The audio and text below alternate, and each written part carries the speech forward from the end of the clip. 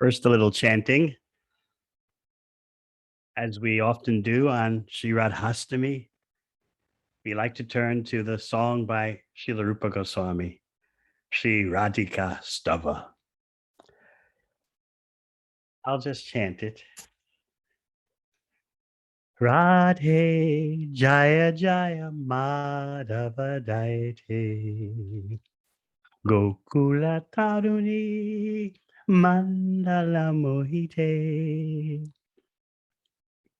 Gokula Taruni Mandala Mohite Damodara Rachi Vardhana Veshe Hari Nishkuta Brindavi Peneshe Damodara Rati Vardhana Veshe Hari Nishkuta Brindavi Peneshe Radhe Jaya Jaya Madhava Daite Gokula Taruni Mandala Mohite Rishabhanu Dadi Navashashi Leke Lalita Saki Guna Ramita Pishake Rishabhanu Dadi Navashashi Leke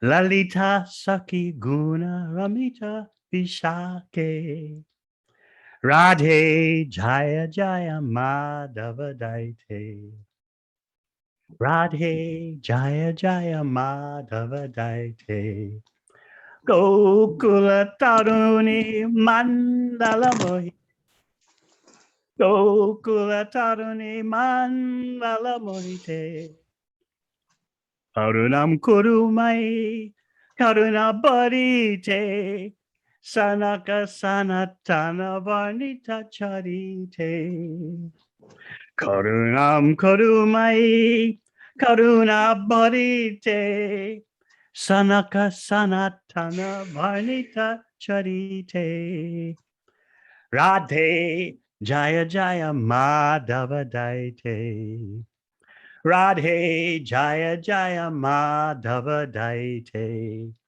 Gokula Taruni Mandala Mohite Gokula Taruni Mandala Mohite Radhe Jaya Jaya Madhava Daite. Translation. O Radha, O beloved of Madhava, O you who are worshipped by all the young girls of Gokula, all glories unto you, all glories unto you. You who dress yourself in such a way as to increase Lord Damodar's love and attachment for you. O Queen of Vrindavan, which is the pleasure grove of Lord Hari. O new moon, who has arisen from the ocean of King Rishabhanu. O friend of Lalita. O you who make Vishaka loyal to you due to your wonderful qualities of friendship, kindness, and faithfulness to Krishna. O you who are filled with compassion. O you whose divine characteristics are described by the great sages Sanaka and Sanatana. O Radha, please be merciful to me.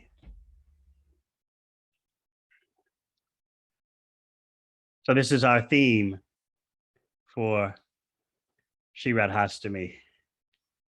Always our theme.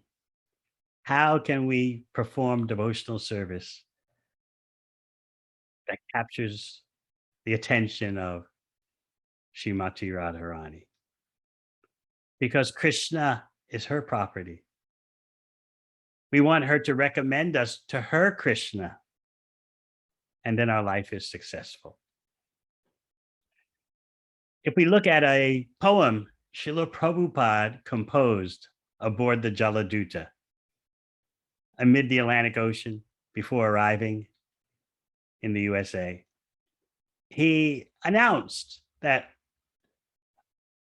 oh, brothers, unless Srimati Radharani is pleased with you, Unless she glances favorably upon you, you won't find your good fortune.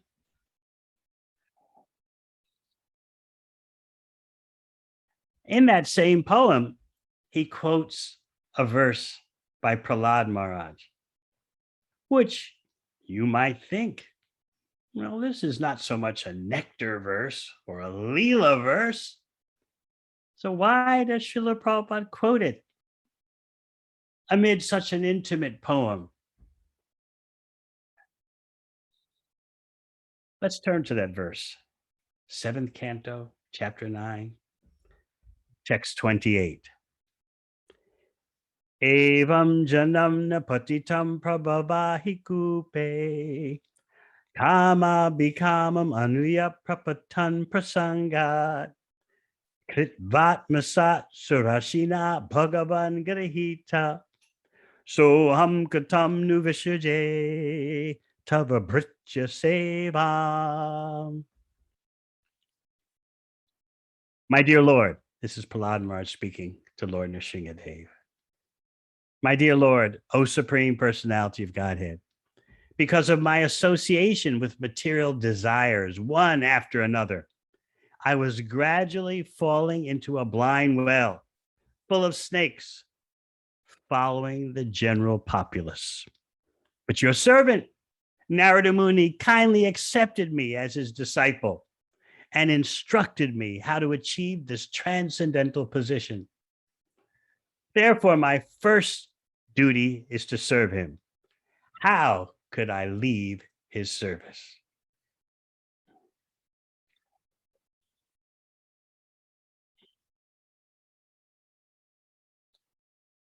So we'll read from Srila Prabhupada's purport.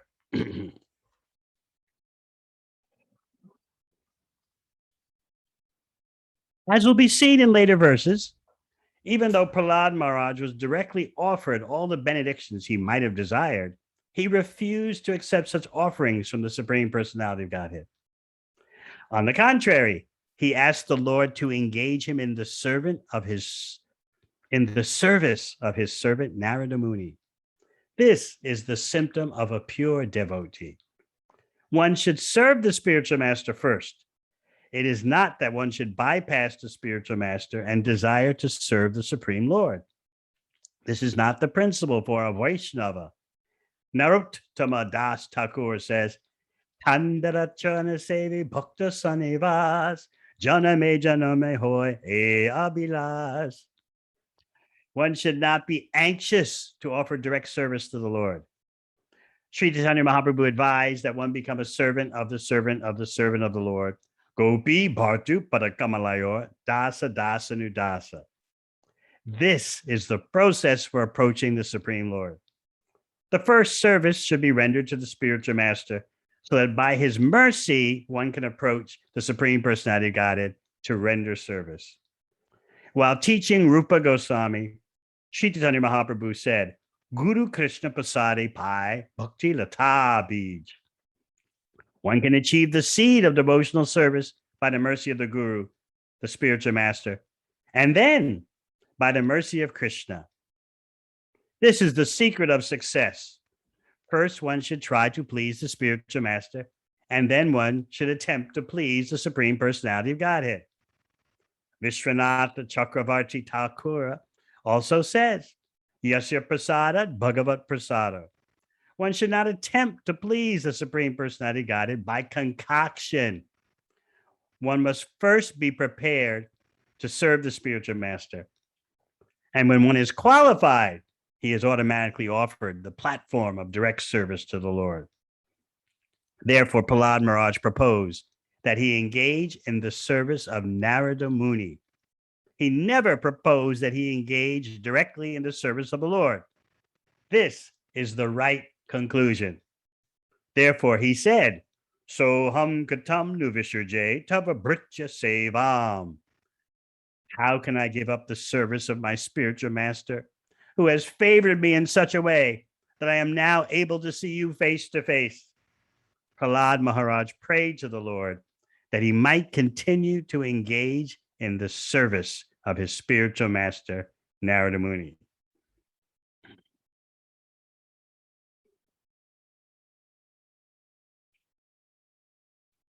In commenting on this verse, Srila Vishwanath Chakravarti Thakur presents the thinking of a real disciple. I've been accepted. He's using the example of Prahlad Maharaj. I've been accepted by Narada, who has made me his own possession. In other words, Narada has said, let this jiva be mine. He's taken me by the hand. Narada Muni has taken Prahlad by the hand, brought me near to him, taught me the king of mantras.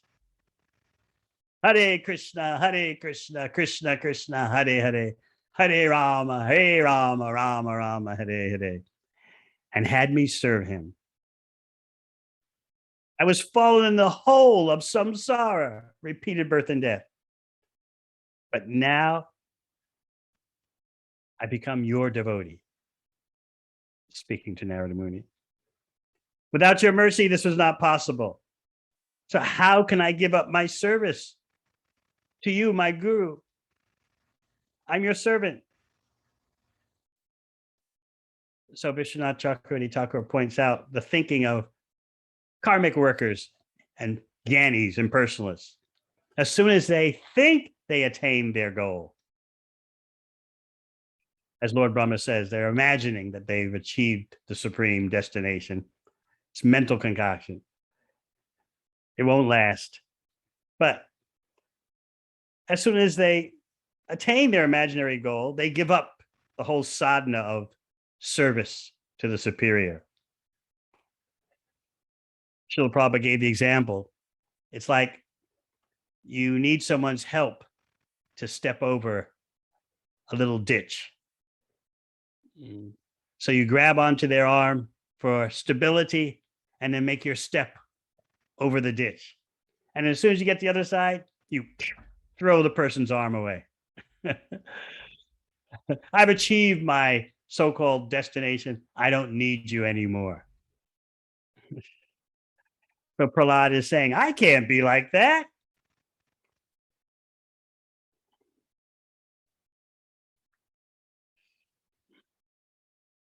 Even when my sadhana bhakti gives me the ultimate result, still, just like Dhruva Maharaj, I desire for associating with devotees and being the servant of the servant.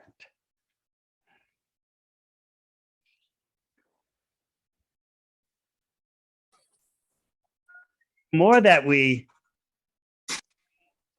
meditate on this point, the more bhakti becomes more clear. Otherwise, we're so infected by the desire to be the master. Oh, our constitutional position has been totally distorted. So much so that we can't see how there could be any nectar, any fulfillment in being the servant of the servant. Contemporary psychologists will tell you this is negativity. This is injurious to your self-esteem. You're instructed to have an upbeat conception of yourself. Your future looks exciting and rewarding. As for the present, do the best you can.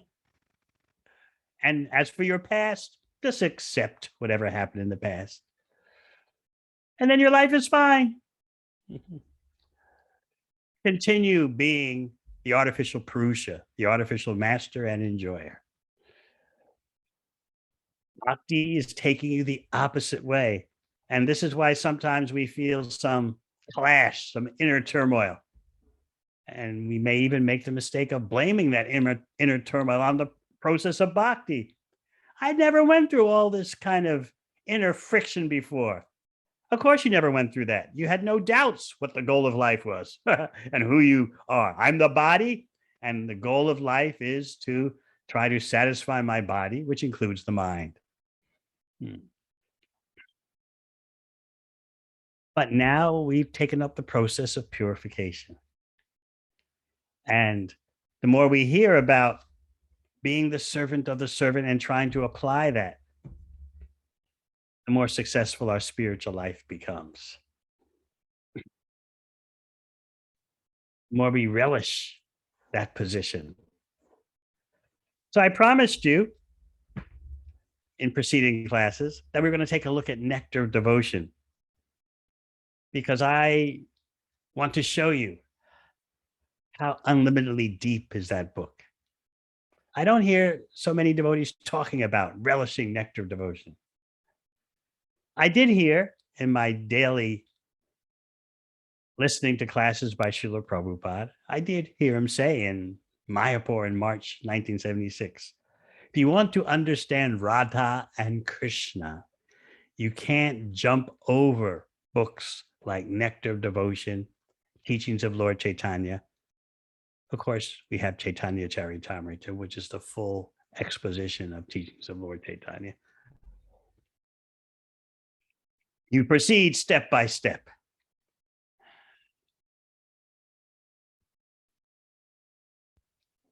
I was just leafing through Nectar of Devotion and by going through the index, finding whatever entry is there for Srimati Radharani. Now you have to understand that Nectar of Devotion is, it can seem very exotic. It's describing the emotions in the topmost portion of the spiritual world. So we could be a bit baffled when we hear about things as pride, envy, jealousy, anger. But that's, we feel challenged in that way because we have our impersonalistic contamination. We think that the ultimate reality is devoid of emotion, relationships, when actually the opposite is so. It is the material realm that has such a vacuum of real emotions and relationships, phantoms of emotions and relationships, but we take those phantoms so seriously. There's something there because, as you know, the material world is the perverted reflection. But if you want to know the fullness of existence, then Nectar of Devotion is giving that to you. And even though you may not understand it completely in the beginning, and even though it may seem so otherworldly to you, and it is otherworldly, thank Krishna.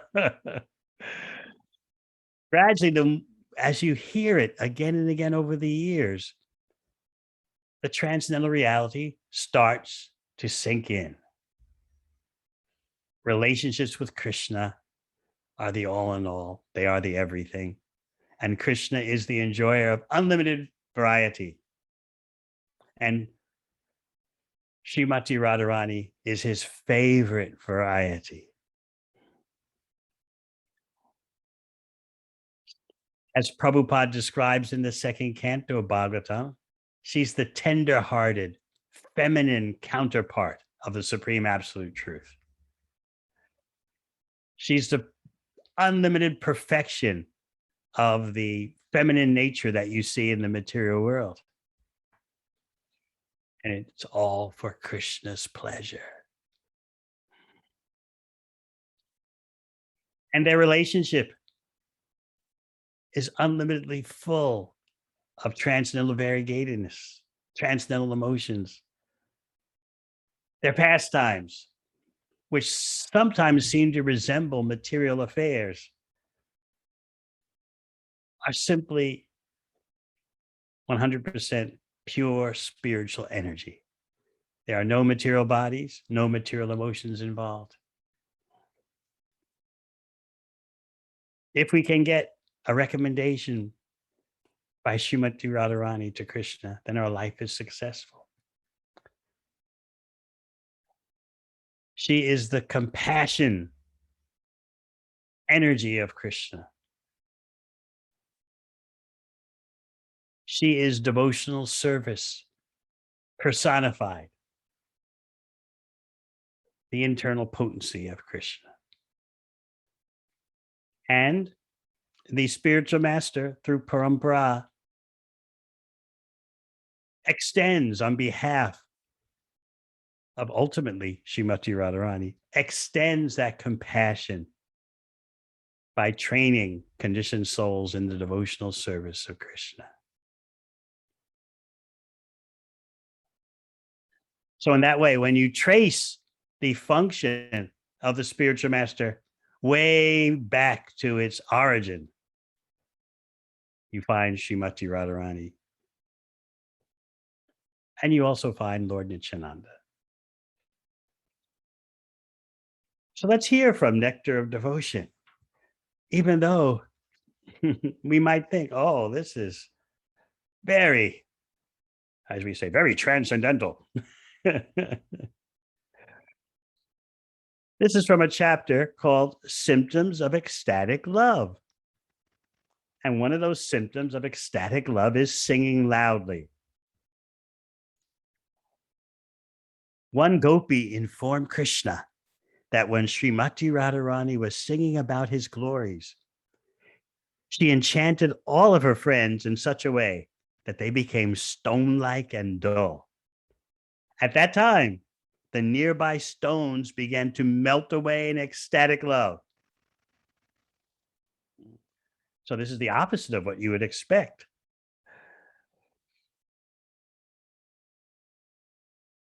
The stones should remain immobilized, and her friends should be very animated. But no, the effect of this particular symptom of ecstatic love is that when she's singing Krishna's glories, she enchants all her friends so that they become like stones, immobilized. Meanwhile, the actual stones that are around them in their vicinity melt away in ecstatic love. This is real music.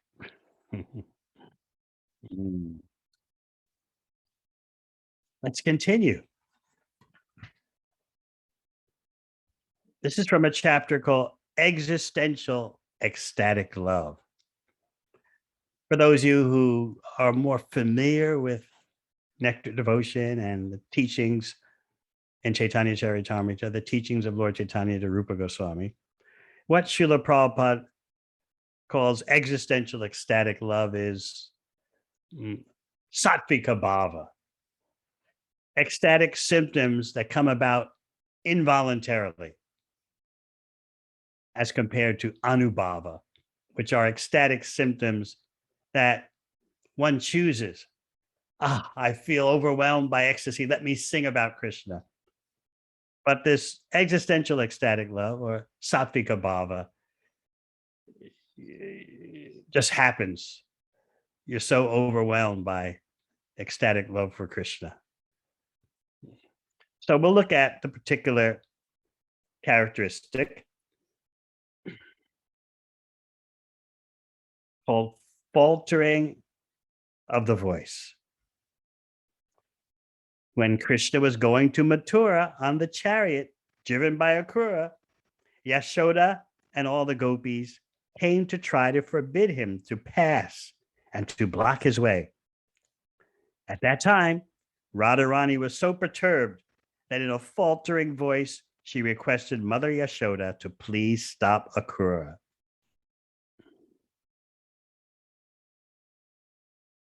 Another symptom of existential ecstatic love is trembling. When Krishna was trying to capture the demon Shankasura, Radharani began trembling out of fearfulness. Trembling of the body was also exhibited by Radharani out of tribulation. Radharani trembled as she told one of the gopis, "Don't joke with this disappointing boy. Please ask him not to approach me, because he is always the cause of all grief for us."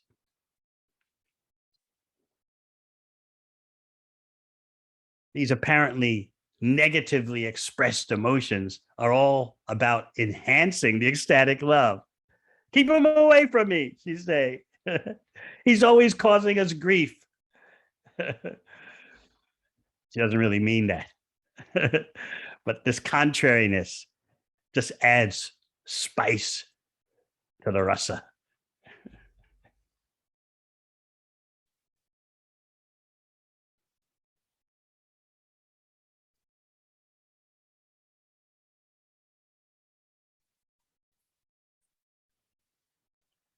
Now we'll go to the chapter Expressions of Love for Krishna. Just goes on and on, doesn't it? This book. Such an ingenious presentation. And gradually, as I said, by hearing it, our stone like hearts begin to soften.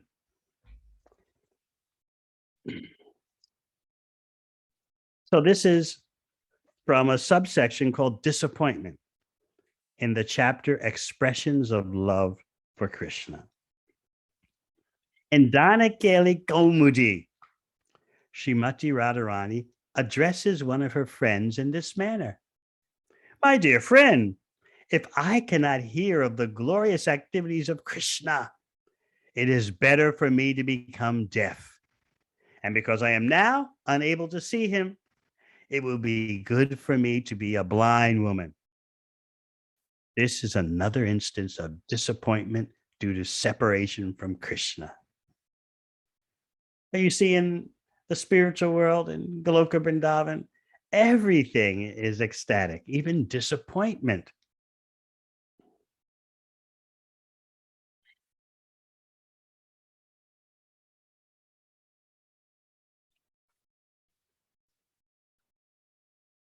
How about guilt?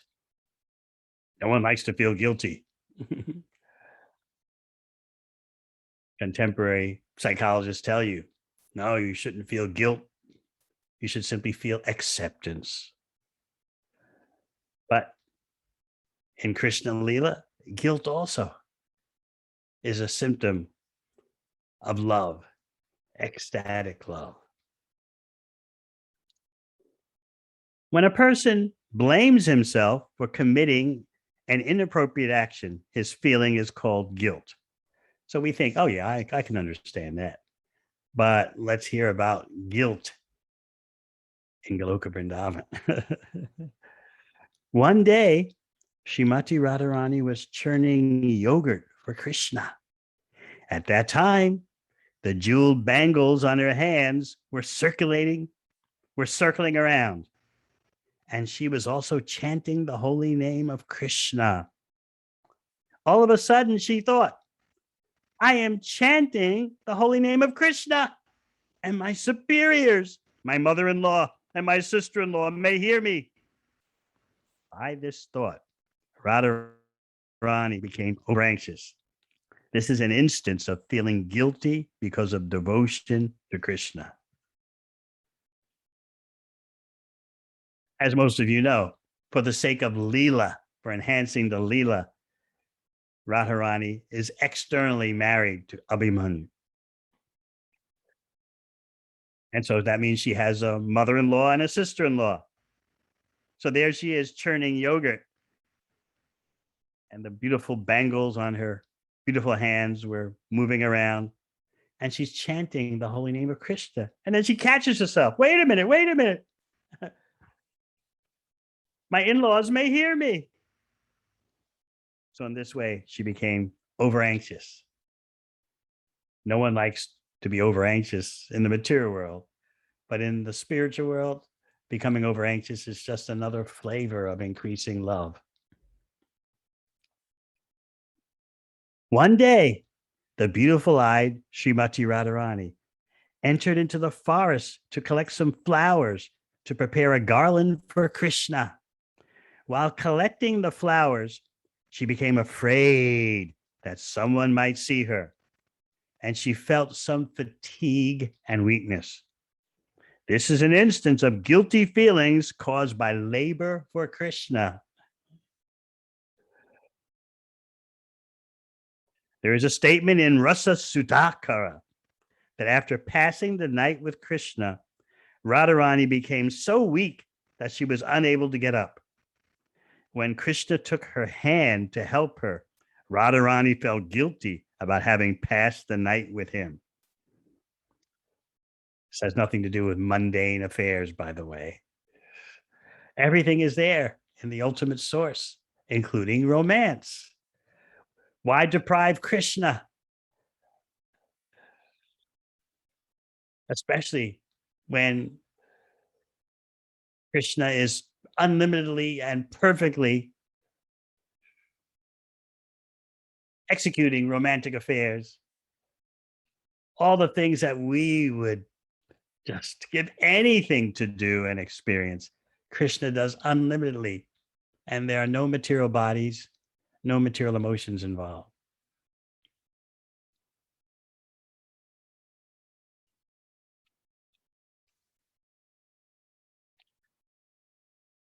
What about another expression of love for Krishna? Intoxication. We have our regular principles about intoxication, but in the topmost portion of the spiritual world, they have the Madhupan Lila, honey drinking, intoxication pastimes.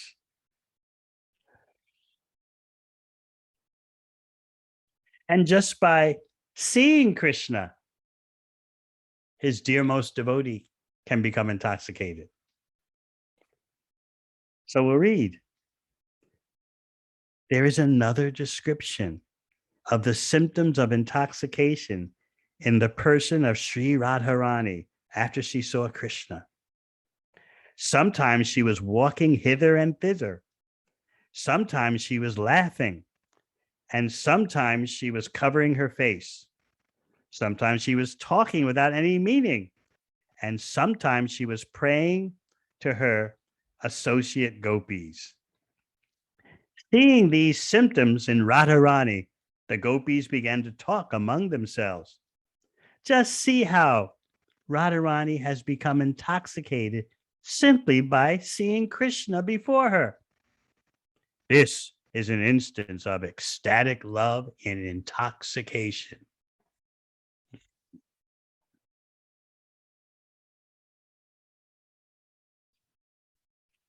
So we'll go to another one. I hope that you're having the hope that just by hearing, gradually something will awaken in your heart, step by step. What about pride? How can pride be an expression of ecstatic love for Krishna?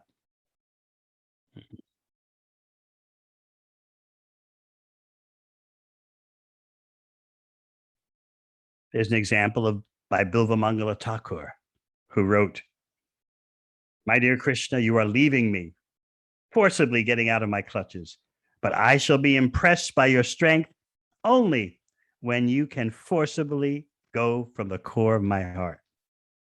This is an instance of feeling pride in ecstatic love for Krishna. Once,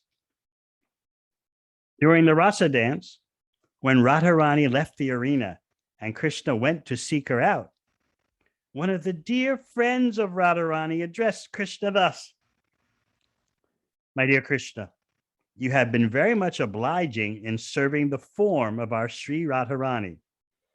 And now you have left all the other gopis to search for her. Please allow me to inquire how you want her to treat you." This is an instance of feeling pride on account of exquisite beauty. Sometimes Radharani felt pride within herself and said, "Although the cowherd boys prepare nice flower garlands for Krishna, when I present my garland to him, he becomes struck with wonder and immediately accepts it and puts it on his heart."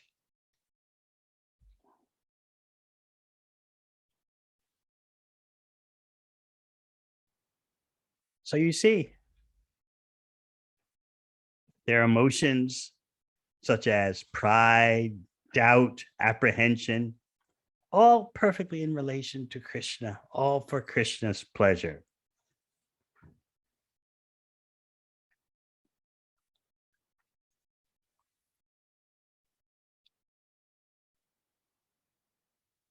In this chapter, expressions of love for Krishna, under the category of forgetfulness, we hear more about Srimati Radharani. When Krishna was absent from Vrindavan and was staying in Mathura, Srimati Radharani sent news to him that his mother, the Queen of Braj, was feeling such separation from him that there was foam coming from her mouth, like the foam on the shore of the ocean. And sometimes she was raising her arms like the waves of the ocean. And because of her intense feelings of separation, she was rolling on the ground and creating a tumultuous roaring sound. And sometimes she was remaining completely silent, like a calm sea. These symptoms of separation from Krishna are called apasmara, or forgetfulness.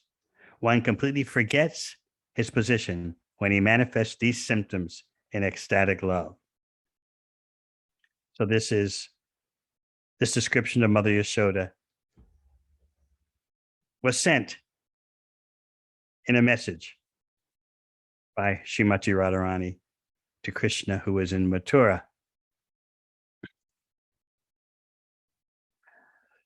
We move ahead to a chapter entitled Further Features of Ecstatic Love for Krishna. You might be wondering now, when does it end? Chapter after chapter of this type of ecstatic love, that type of ecstatic love, further features, further expressions, further symptoms. We have never known such love in our material sojourn. There's always the end, right? There's always the diminishment, the staleness creeping in, or the routine, the boredom, the resignation. Oh, well, let's just stick it out. But you don't find that anywhere in Krishna's Leela. Everything is ever fresh. So in the chapter, Further Features of Ecstatic Love for Krishna, we have the heading Confusion. There is the following statement in the Hamsa Dutta. One day, when Srimati Radharani was feeling much affliction because of her separation from Krishna, she went to the bank of the Yamuna with some of her friends. There, Radharani saw a cottage wherein she and Krishna had experienced many loving pleasures. And by remembering those incidents, she immediately became overcome with dizziness. This dizziness was very prominently visible. This is an instance of confusion caused by separation.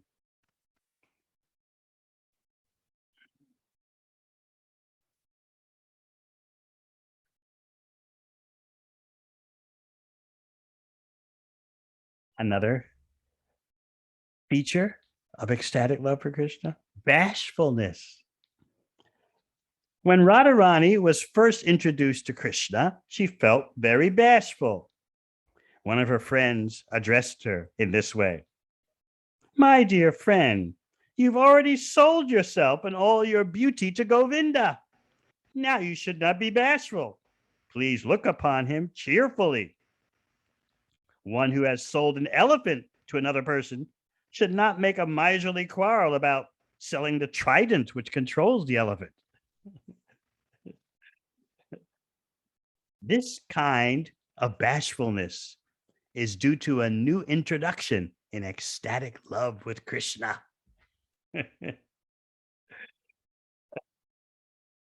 You've already sold everything. You've given everything to Govinda. And now suddenly you're bashful. What is this? The elephant has been sold, the huge elephant. And now we're making some fuss about the trident, the little stick that controls the elephant. What is this?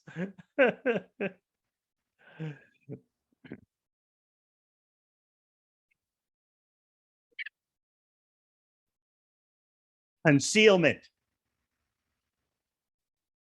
the feature of ecstatic love for Krishna known as concealment. On another occasion, When Srimati Radharani thought that Krishna was involved with another woman, she addressed her friend in this manner: My dear friend, as soon as I think of Krishna, the cowherd boy, attached to some other woman, I become stricken with fear and the hairs on my body stand up. I must be very careful that Krishna not see me at such times. This is an instance of concealment caused by shyness and diplomatic behavior. It has been stated, although Srimati Radharani developed a deep loving affection for Krishna, she hid her attitude in the core of her heart so that others could not detect her actual condition. This is an instance of concealment caused by gentleness.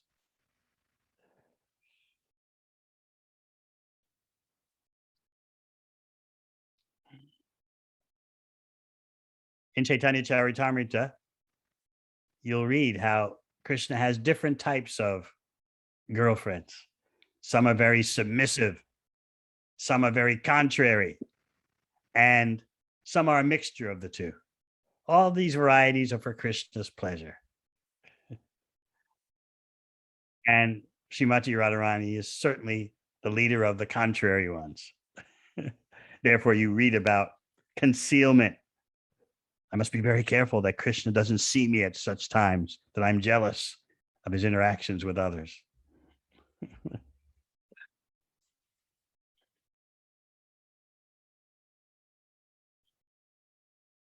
So these are various sections of Nectar Devotion that I've been meditating on this week.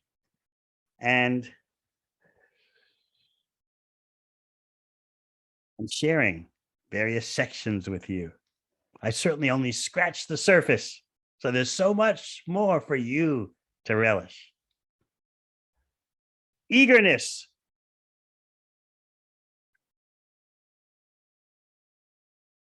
In his book, Stavavali, Sri Raghunath Das Goswami has prayed for the mercy of Radharani, who was so captivated by the flute vibrations of Krishna that she immediately asked information of his whereabouts from residents in the Vrindavan forest. Upon first seeing Krishna, she was filled with such ecstatic love and pleasure that she began to scratch her ears.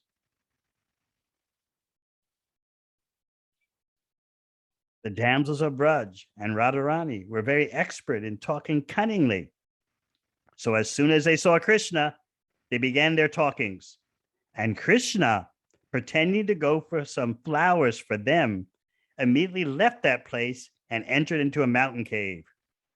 This is another instance of eager, loving exchanges on the parts of both the gopis and Krishna. So, yes, you would wonder about scratching the ears. Why is that so significant? But also remember, we're always judging from our material perspective. If I scratch my ear, what's the big deal? But for Srimati Radharani to scratch her ears, filled with ecstatic love upon first seeing Krishna and feeling such pleasure, her ear scratching is meditated upon eternally.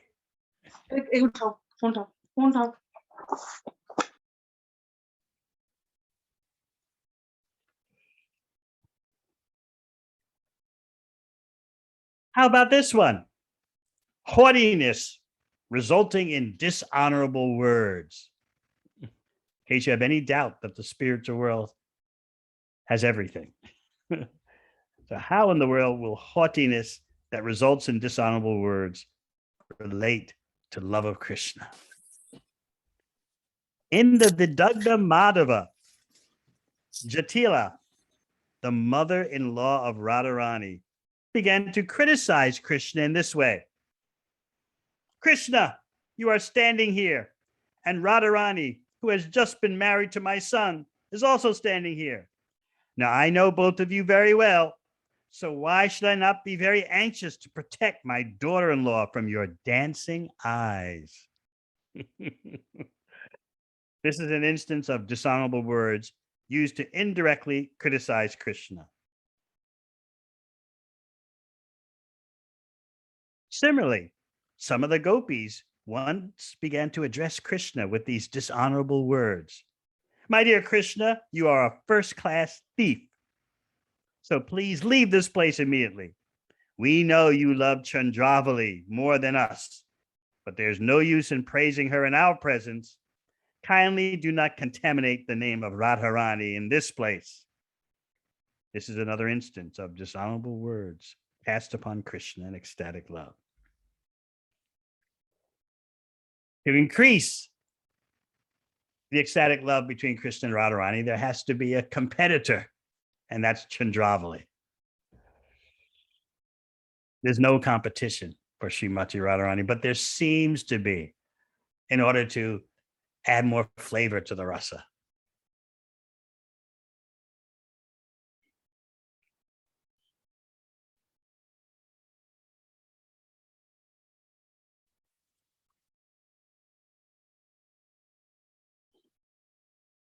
Alertness.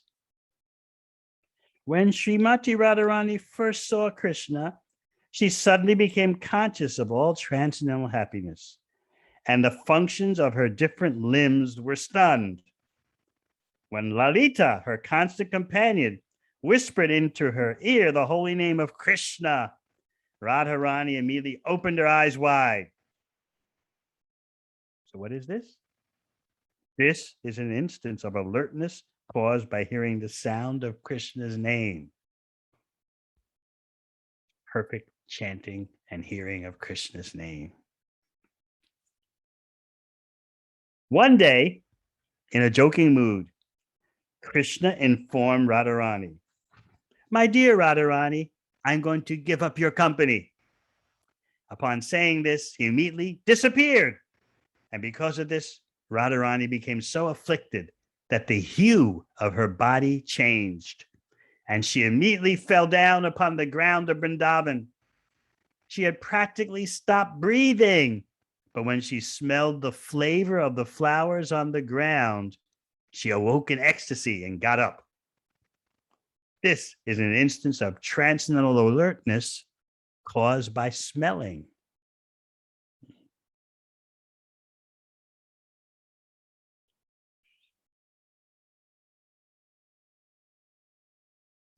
One of the gopis informed Krishna, my dear Krishna, when you disappeared from the arena of the rasa dance, our most dear friend, Radharani, immediately fell on the ground and lost consciousness.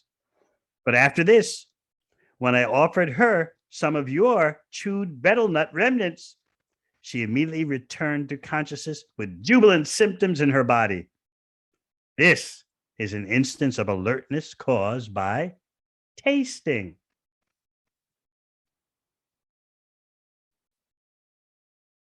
We continue with alertness.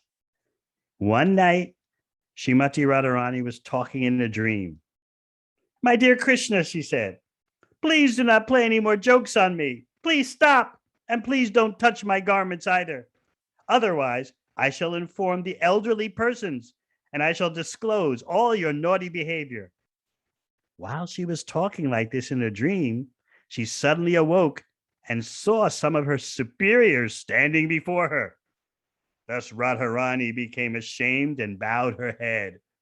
This is an instance of alertness after awakening from sleep.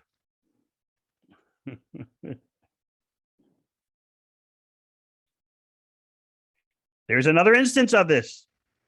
A messenger from Krishna came to Srimati Radharani while she was sleeping, and Radharani immediately awakened. Similarly, when Krishna began to blow on his flute in the night, all of the gopis, the beautiful daughters of the cowherd men, immediately got up from their sleep. There is a very beautiful comparison made in this connection. The lotus flower is sometimes surrounded by white swans, and sometimes it is surrounded by black wasps who are collecting its honey. When there is a thundering in the sky, the swans go away, but the black wasps stay to enjoy the lotus flowers. The gopi sleeping condition is compared to the white swans, and the sound of Krishna's flute is compared to a black wasp. When Krishna's flute sounded, The white swans, which represent the sleeping condition of the gopis, were immediately vanquished, and the black wasp sound of the flute began to enjoy the lotus flower of the gopis' beauty. You'll find nectar devotion so poetic in this way. And the poeticness even comes across in English by Srila Prabhupada's grace. So you don't have to feel bad that you don't read Sanskrit, that you cannot read the original Bhakti Rasamrita Sindhu in Sanskrit. This nectar devotion is more than a lifetime of assimilation and realization for us.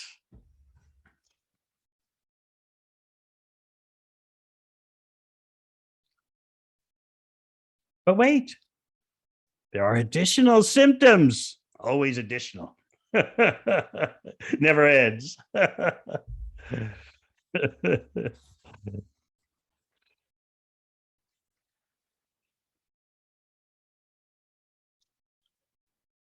symptoms of ecstatic love are sometimes grouped under four headings, namely generation, conjunction, aggregation, and satisfaction.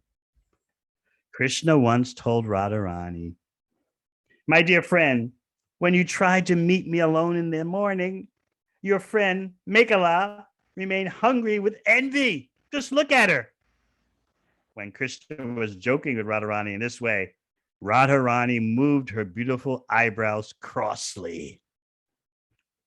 Rupa Goswami prays that everyone may become blessed by this movement of Srimati Radharani's eyebrows.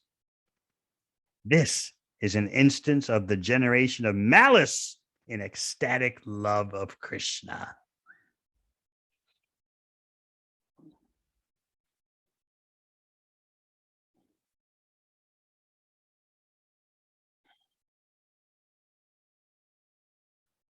Once, when Srimati Radharani was standing on the bank of the Yamuna River in Vrindavan, in the forest, she was attacked by Krishna, who was stronger than she. Although she externally expressed a disturbed mood from this incident, within herself, she was smiling and feeling great satisfaction. Externally, she moved her eyebrows and made a show of rejecting Krishna. In this mood, Radharani looked very beautiful, and Srila Rupa Goswami glorifies her beauty. This is an instance of exhibiting varying feelings in ecstatic love, although the cause is one only, Krishna.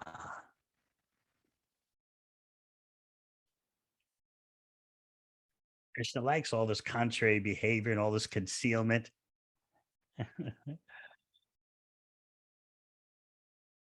As Chaitanya Charitamrita explains, Srimati Radharani is unparalleled in her ability to give Krishna pleasure. Krishna is wondering, everyone wants pleasure from me, but who is that personality who can give me pleasure? I find no one else who can please me in a way that compares to Srimati Radharani. Therefore, Krishna is thinking, what's it like to be her? What's it like to have so much love and devotion for me? I can't understand this as Krishna. I'm the object of her love, and she's the abode of love.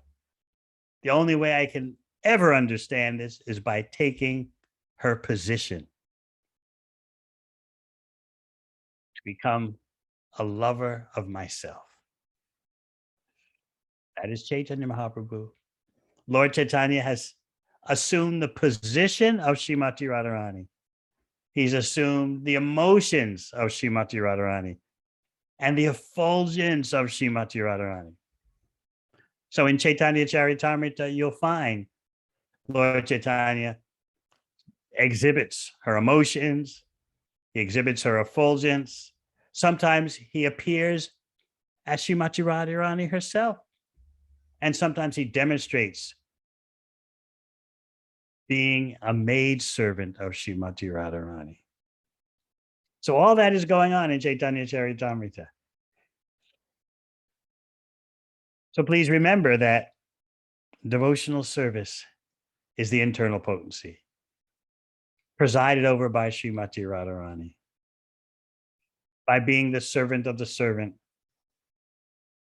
we're acting in such a way to progress in capturing Srimati Radharani's attention, so she'll recommend us to her Krishna. Krishna is her property.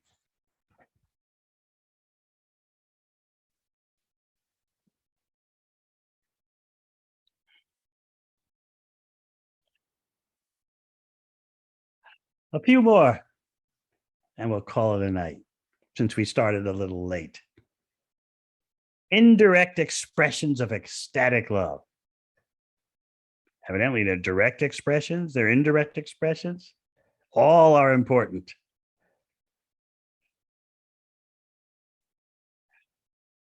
You see, direct means the 5 basic rasas: neutrality, servitorship, friendship, parental love, and romantic love.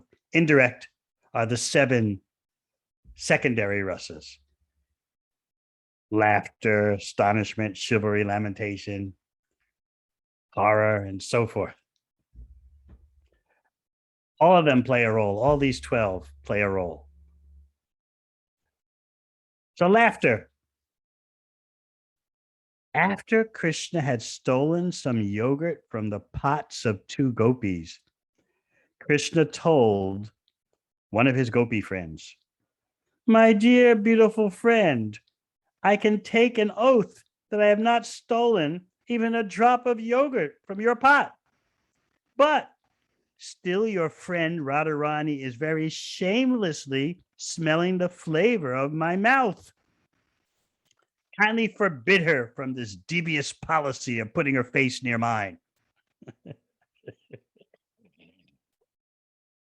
When Krishna was speaking like this, the friends of Radharani could not check their laughter.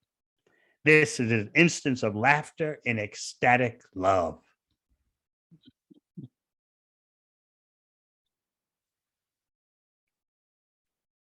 Anger.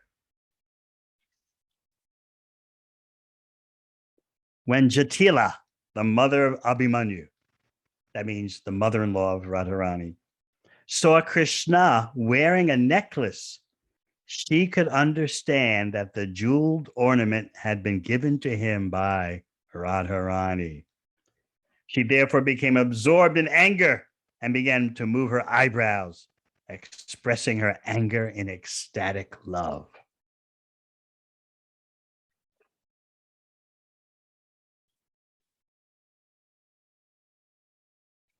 But I think the last one we'll read for tonight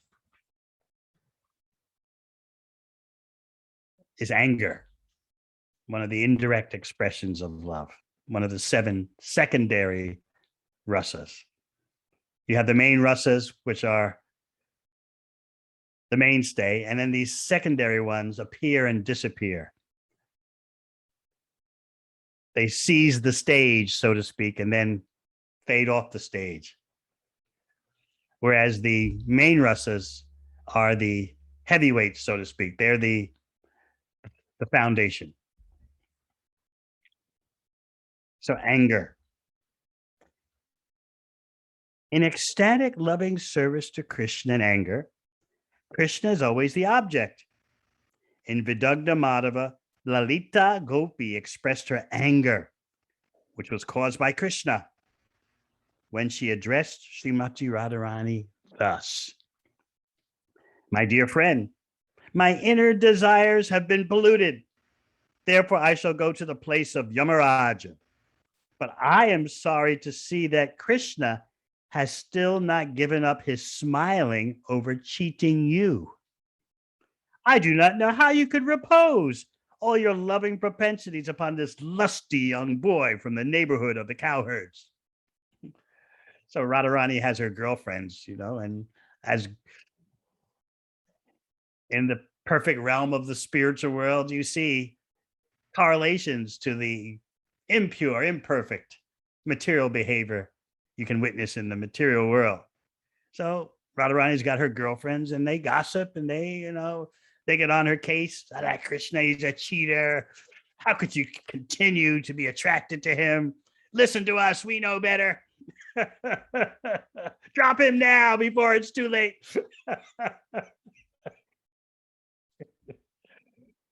Then the next minute, why are you angry at Krishna, Radharani? He's falling at your feet, begging for mercy. How can you ignore him? So this is life in Vrindavan, back and forth like this. Lots of gossiping, lots of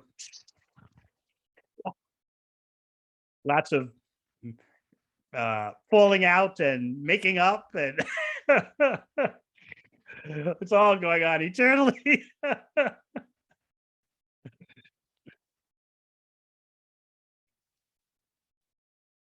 Now, Jarati,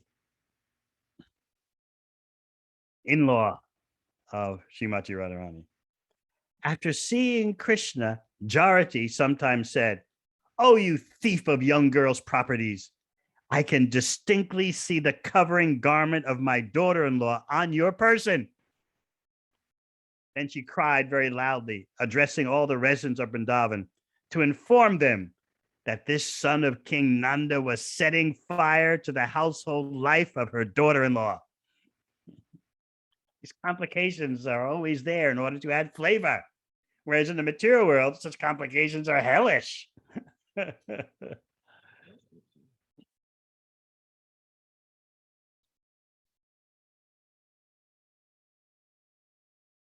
There's another instance of anger on the part of a friend of Radharani's.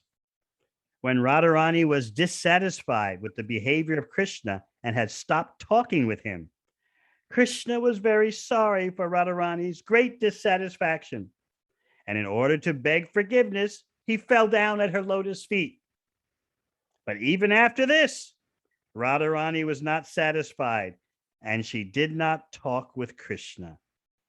At that time, one of her friends chastised her in the following words: "My dear friend, you are allowing yourself to be churned by the rod of dissatisfaction.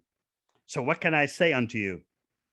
The only advice I can give you is that you had better leave this scene immediately, because your misbehavior is giving me too much pain. I cannot bear to see your behavior, because even though Krishna's peacock feather has touched your feet, you still appear to be red-faced." The above attitude of dissatisfaction and anger in devotional service is the above attitudes of dissatisfaction and anger in devotional service are called irshu. So obviously, the description of Krishna's peacock feather touching Radharani's feet means he's on the ground, and the feather on his head from is touching her feet. But still, Radharani's friend is saying, "You're still not forgiving him. You're still red-faced with anger. I cannot bear to see such behavior." And as I said earlier, the next day it's, "How can you associate with him, that thief, stealing hearts? He's cheating on you." This goes on eternally. Nitya Leela.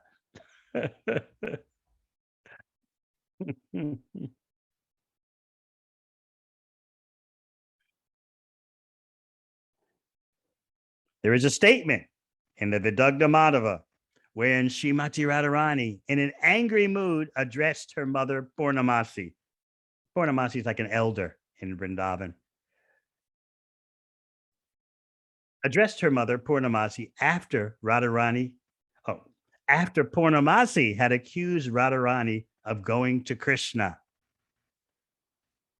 Radha declared, "My dear mother, what can I say to you? Krishna is so cruel that he often attacks me on the street. And if I want to cry out very loudly, this boy with a peacock feather on his head immediately covers my face so that I cannot cry. And if I want to go away from the scene because I'm afraid of him, he will immediately spread his arms to block my path.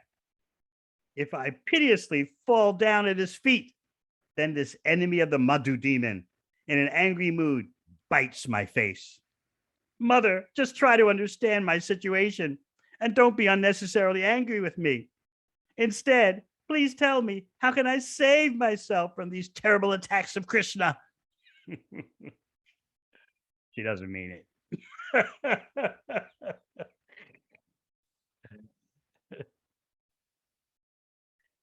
Sometimes among contemporary personalities, there are signs of ecstasy and anger because of love for Krishna. An example of such anger was exhibited in a quarrel between Jatila and Mukara. Jatila was the mother-in-law of Radharani, and Mukara was Radharani's great-grandmother. Both of them were talking about Krishna's unnecessary harassment of Radharani when she's walking on the street. Jatila said, "You cruel-faced Mukara, by hearing your words, my heart feels like it's burning in a fire." And Mukara replied, "You sinful Jatila, by hearing your words, there's an aching in my head. You cannot give any evidence that Krishna has attacked Radharani, the daughter of my granddaughter, Kirtida." So these divine ladies are having a battle. Why are you accusing him? You can't give any evidence at all. Once, when Radharani was taking off the necklace given to her by Krishna, Jatila, her mother-in-law, told a friend, "My dear friend, just see the beautiful necklace that Krishna has presented to Radharani. She's now holding it, but still she wants to tell us she has no connection with Krishna. This girl's activities have disgraced our whole family."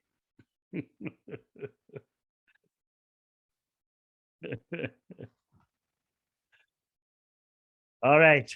We can go on and on eternally, but let us remember our hope, our aspiration to be the servant of the servant. Let us remember that a genuine servant doesn't appear out of nowhere. A genuine servant is the servant of a genuine servant, who is the servant of another genuine servant. This is Lord Chaitanya's policy. Servant of the servant of the servant of Krishna, who is the maintainer of the gopis.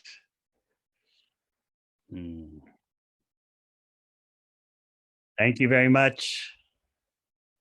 Sri Radhashtami Mahotsava ki jai.